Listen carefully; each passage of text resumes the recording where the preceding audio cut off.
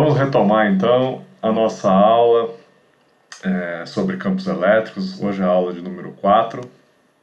Nós vamos então, para relembrar um pouco a aula passada, nas quais nós fizemos alguns conceitos, as definições de campo elétrico. Então, o campo elétrico é uma região que existe ao redor de uma carga, na qual pode ocorrer interações elétricas devido à presença do campo elétrico e de cargas de prova ou cargas de interação.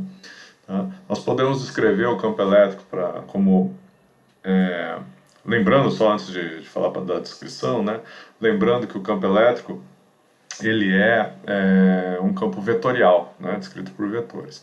E aí teve lá o Faraday que teve a ideia de descrever o campo elétrico como linhas de campo. E aí tinha algumas propriedades lá das linhas de campo que nós vimos na aula passada.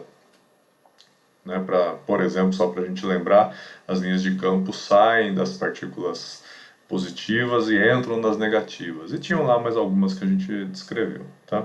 Também nós estudamos um pouco dos campos elétricos produzidos por cargas, de polos, linhas de cargas e discos. Então a gente já fez até um pouquinho de exercício algébrico, analítico, e agora nós vamos fazer um pouco de número, usar um pouco de número. Tirar alguns valores, alguns resultados, para ter uma noção da magnitude dos fenômenos. E também na aula passada nós falamos sobre interações entre campo elétrico e cargas pontuais e de polos elétricos.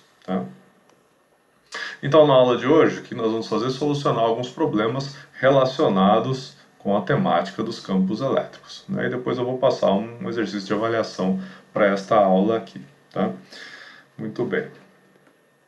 Vamos começar com um problema de 3 partículas carregadas. Elas estão nessa disposição da figura que vocês estão observando.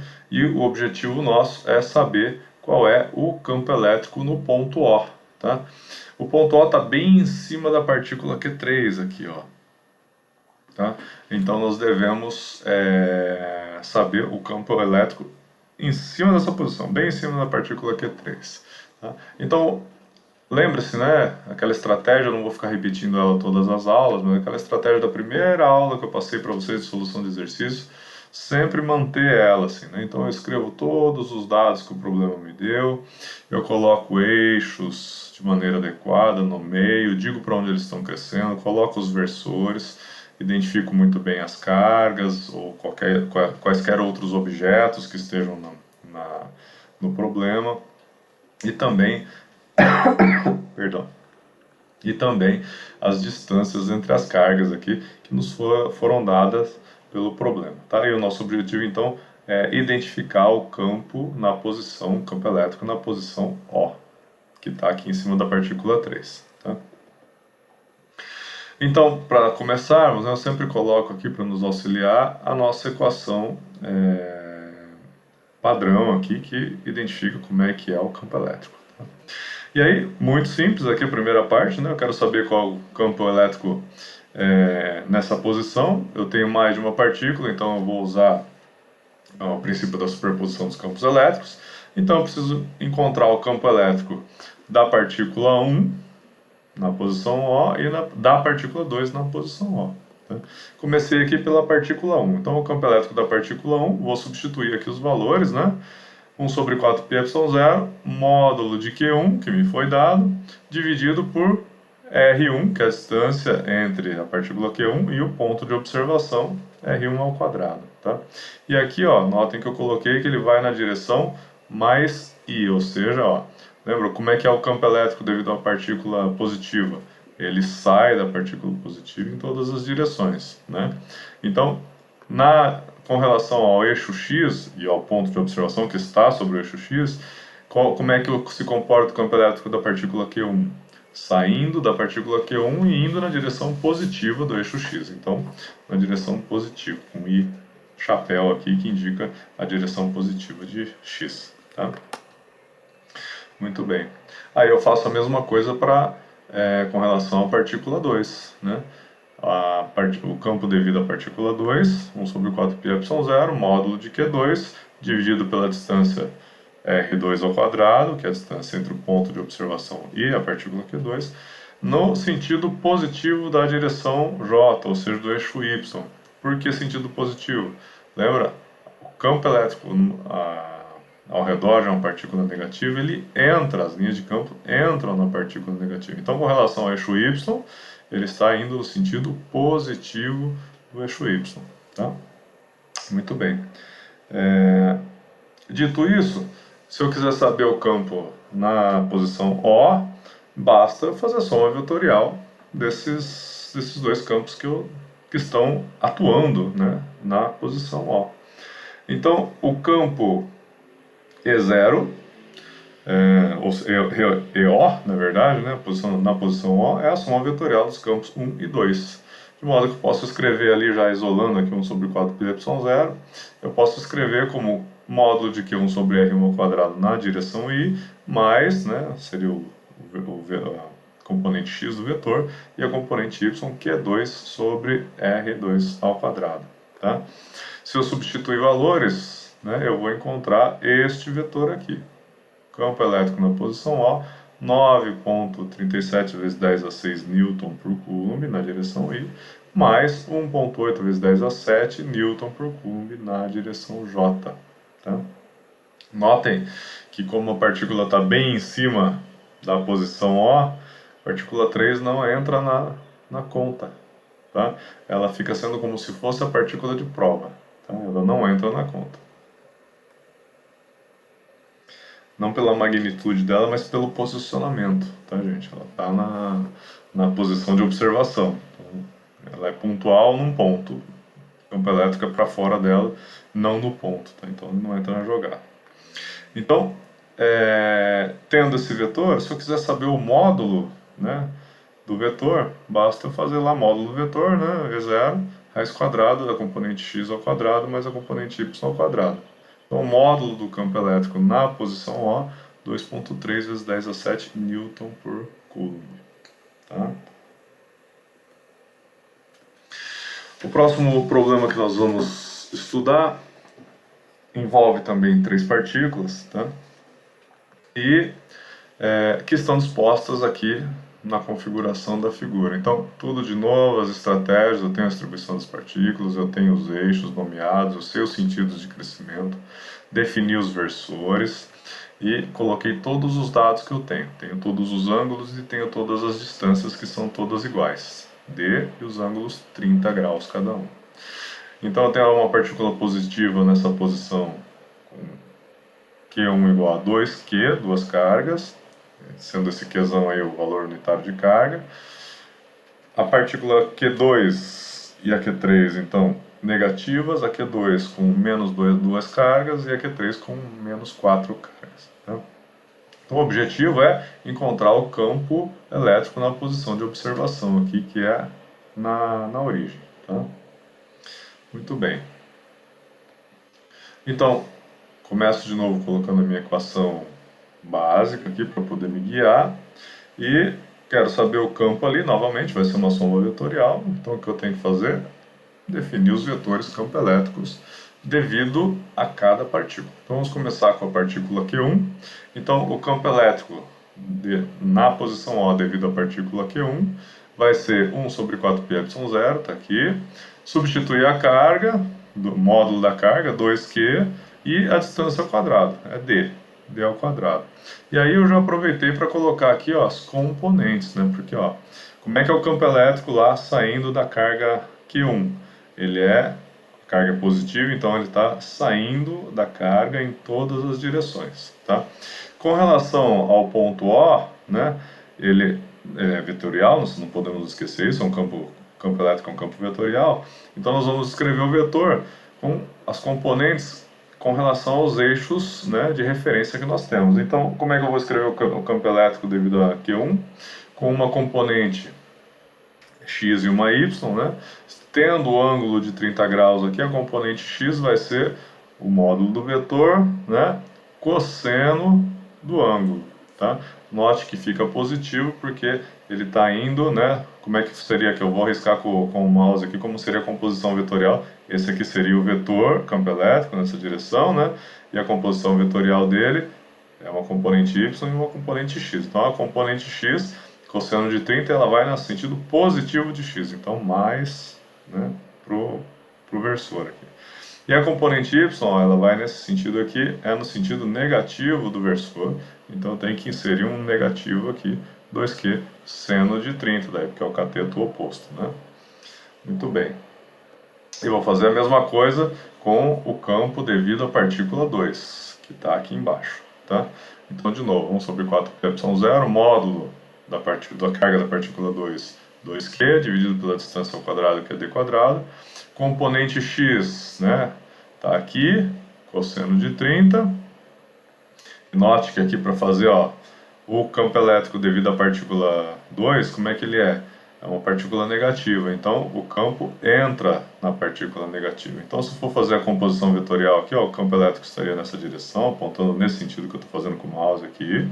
E a composição vetorial dele seria uma componente x aqui e uma y aqui. Tá? Então, eu vou escrever a componente x cosseno de 30 e está no sentido positivo de x. Tá? E a componente y está no sentido negativo de x. Então, eu sou obrigado a colocar o negativo ali. E aí, cateto oposto para a componente x, cosseno de 30. Então, cateto adjacente para a componente de y, seno de 30. Tá? Mesma coisa que no caso 1 ali. E o campo elétrico devido à partícula 3, mesmo procedimento. A única coisa que vai mudar aqui, ó, módulo da carga, né, que é diferente, 4Q aqui, a carga é menos 4Q, mas o módulo fica 4Q, a distância é a mesma, e aí as componentes, né, a componente, ó, então, lembra, ó, o campo elétrico está entrando na partícula negativa, então o vetor estaria nessa direção, e as suas componentes seriam uma componente positiva na direção de x e uma componente positiva na direção de y, tá? Então está aqui os dois sinais positivos, cosseno 30 para a componente x e seno 30 para a componente y. Então, se eu pegar aqui agora e fazer mais um passo algébrico, eu posso separar esses elementos aqui e colocar para o lado de fora, né? Então, eu fico com 1 sobre 4πε0, 8q sobre d quadrado, cosseno de 30 na i. Né? Se vocês notarem aqui, ó, vem dessa soma, eu somei componente a componente. A componente y, ela se zera aqui, né? Ó, tem o mais 4 com menos 4, vai a zero. E aqui eu somei todas as componentes de 8q sobre d quadrado, tá? E cosseno de 30, beleza? Então, se eu pegar e fizer a conta aqui com o cosseno de 30 e multiplicar pelo 8 lá, eu vou ter o resultado final. Esse aqui já é um bom resultado final, tá? Mas esse aqui seria o resultado um pouco mais afinado, 6,93 sobre 4πε0, Q sobre d ao quadrado na direção I. Esse seria o vetor campo elétrico na posição de observação O. Passando aí para o próximo exemplo que nós vamos estudar. Este é um exemplo de uma barra plástica, um arco de carga, tá? Então a gente tem que lembrar, é um arco, é uma linha, né, de carga arqueada, né? Então nós vamos tratar isso com um objeto macroscópico e temos que definir, portanto, a sua densidade linear de carga para poder encontrar, né? Vocês devem se lembrar da aula passada, nós temos que encontrar os diferenciais de carga para encontrar os diferenciais de campo e aí resolver o problema, tá? Então, para a gente continuar, precisamos encontrar, como eu estava dizendo, o diferencial de carga, que vai ser o lambda ds. O lambda é a densidade linear de carga, né, que é nada mais é do que a carga total do arco dividido pelo seu comprimento. Tá? E o ds é um elemento infinitesimal deste arco, dessa densidade linear que está em forma de arco. Tá? Então é um elementozinho lá, tá? Infinitesimal. De modo que eu escrevo o infinitesimal de carga igual a densidade linear vezes o infinitesimal de linha, tá? Nesse caso com densidade linear, tá? Do arco. Então, a partir daí eu posso escrever o diferencial de campo, né? Que é 1 sobre 4πε0 dq sobre r quadrado, olha lá a nossa equação mestra lá, né? O módulo de Q vai ficar o diferencial de carga e a distância é o r, que é o r do arco. Tá? R quadrado. Fica na direção R. De modo que eu posso reescrever isso aqui, lembrando que o dq é o lambda ds, 1 sobre 4πy0, lambda ds sobre r quadrado na direção r. Tá? Eu posso usar agora também, né, para não ter que ficar fazendo conta desnecessária, usar a simetria do sistema para eliminar componentes aqui. Então, se vocês olharem, as componentes y, né, vamos separar o arco em dois aqui, ó. Todas as componentes y, para cada elemento ds, você tem uma componente y igualzinha do lado de cá, do anel, tá? Do lado negativo de y. Significa o quê? Que elas vão se zerar, se anular mutuamente, tá? Significa então que eu não preciso fazer a conta, olhando para a simetria do sistema, das componentes y do diferencial de campo elétrico, tá? Ou integrado, eu não preciso das componentes y do vetor, tá? Porque elas vão se anular mutuamente, uma a uma, tá? Conforme eu for fazer a integração. Então, o que vai sobrar são as componentes x, tá?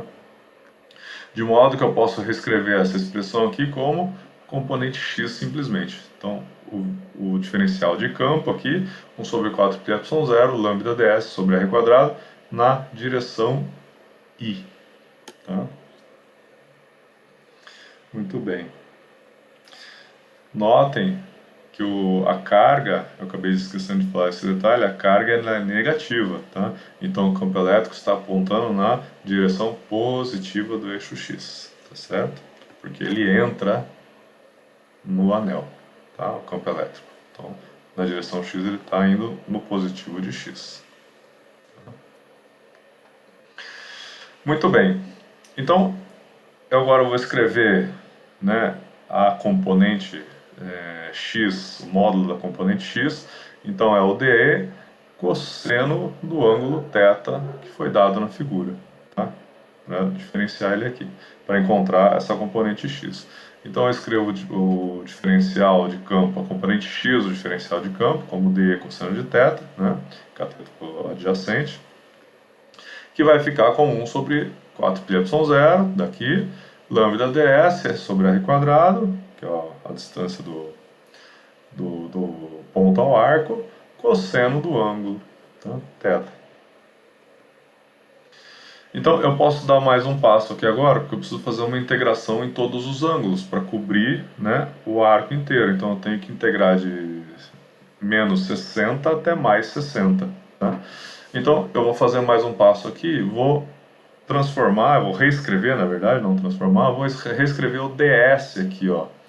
O que é o ds? Então o dq ele vai ficar, na verdade eu não precisava reescrever o dq, eu precisava reescrever só o ds, eu deixei ele em roxo aqui, ó.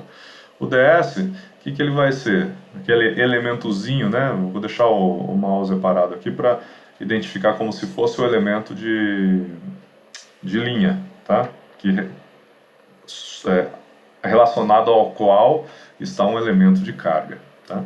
Então aquele elemento de linha vai ser o que? O raio que o localiza e o incremento de ângulo, tá? Que tem ali, que é o dθ. Então fica um infinitesimal de θ. Então eu posso reescrever o infinitesimal de linha, né, nessa coordenada aqui como um r dθ. Tá? E aí se eu substituir lá, eu vou reescrever essa expressão que estava aqui antes como 1 sobre 4πy0, lambda sobre r, né, tinha um r quadrado aqui, cosseno de θ dθ. Então agora se eu quiser saber o campo na posição P, basta eu integrar esta expressão. Então o campo na posição P é a integral do diferencial de campo, a componente x do campo, né?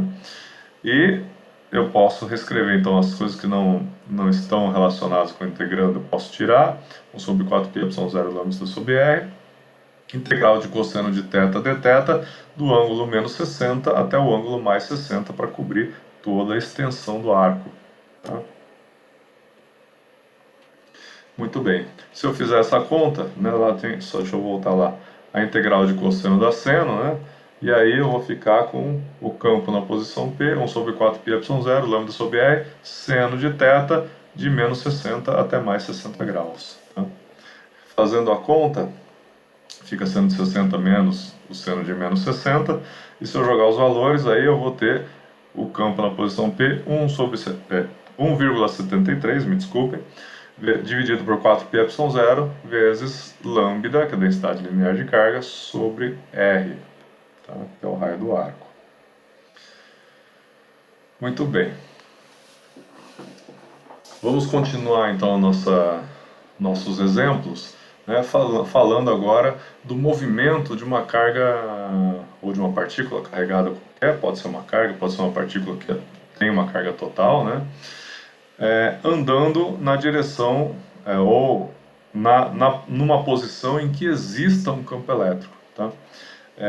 Antigamente isso era muito usado, né, para fazer os defletores de feixe eletrônico, que fazia a imagem na grande maioria, sim, na grande maioria, há um tempo atrás fazia a imagem em todos os televisores que existiam aí no planeta, era um negócio bastante importante. Ainda é muito usado em tecnologia, né? Por exemplo, você vai direcionar um feixe eletrônico para usos diversos, microscopia, difração e coisas afins, você usa campos elétricos para focar, desfocar, mudar a posição, tá? Justamente porque se você atravessar uma partícula carregada, por exemplo, um elétron, numa região em que há um campo elétrico, você pode controlar o desvio que esse campo, que essa partícula vai ter, né? Por que ela desvia, né? Só para relembrar, é uma carga, é uma partícula que tem carga e ela está na presença de um campo elétrico. O que acontece sobre essa partícula quando ela entra numa região de campo elétrico? Aparece sobre ela uma força, né? Pela definição lá, né? Aparece sobre ela uma força. Então o que vai acontecer se ela estiver se movendo?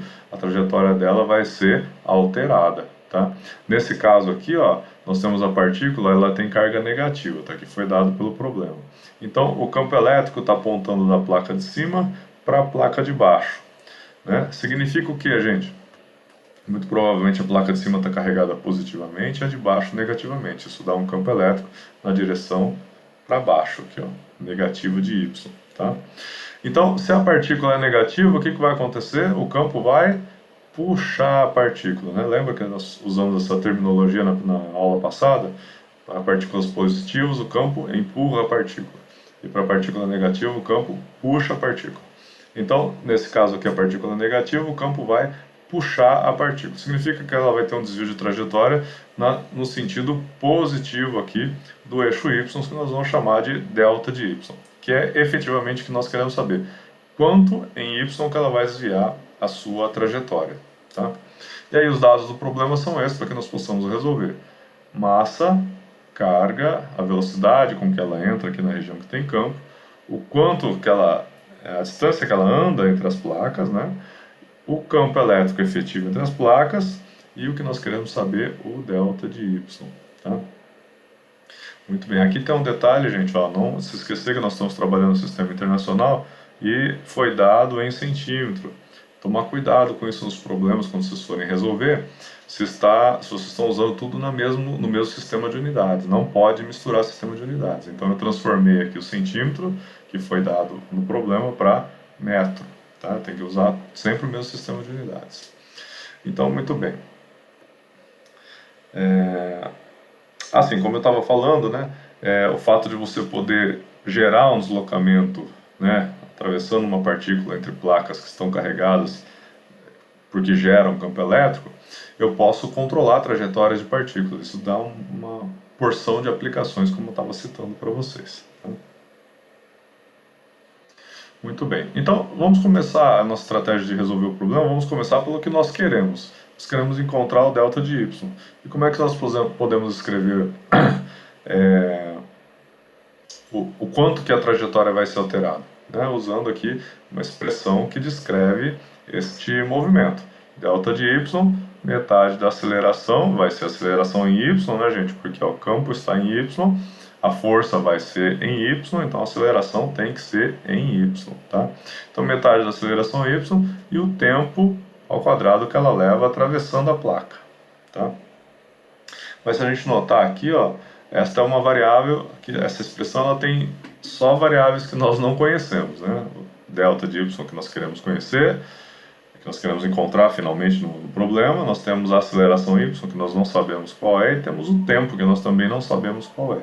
Tá? Então vamos tentar resolver por partes, vamos tentar eliminar primeiro o tempo. Para eliminar o tempo, nós podemos usar outras variáveis do problema que nós temos, né? Nós temos a velocidade com que ela entra nessa região e temos a distância que ela percorre aqui. Então eu posso isolar o tempo aqui, eu posso encontrar o tempo e substituir lá. Tá? Aí depende, eu posso colocar um número, eu posso deixar com variáveis, como eu vou fazer aqui, tá? Para a gente poder levar até o fim do problema. Aí fica uma solução que serve para qualquer problema semelhante a este, né? Que mude apenas as dimensões, a gente pode usar a mesma solução. Tá? Por isso que é interessante não substituir por números antes de chegar à expressão final. Então eu posso reescrever agora o ΔY como meio da aceleração y, L sobre Vx, tudo isso elevado ao quadrado. Então agora eu já diminuí a quantidade de parâmetros que eu não conheço, né? Eu preciso encontrar ΔY, eu conheço esses dois parâmetros aqui e me falta encontrar uma expressão para aceleração y.